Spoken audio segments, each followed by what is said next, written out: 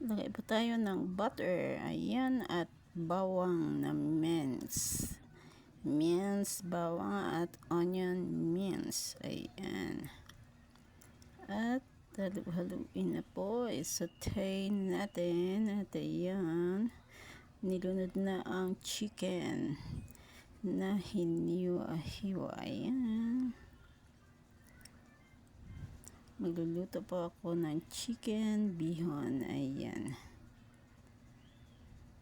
At pagkatapos niyan, ay lagyan ng konting tubig at pagkukuluin, palambutin. At ayan, meron ng ground pepper. Ayan, at may soy sauce. At halu-haluin. At pagkatapos takpan at pag kumulo na, lalagyan po natin ating sahog na carrots, konting sayote lang po yan na maliliit.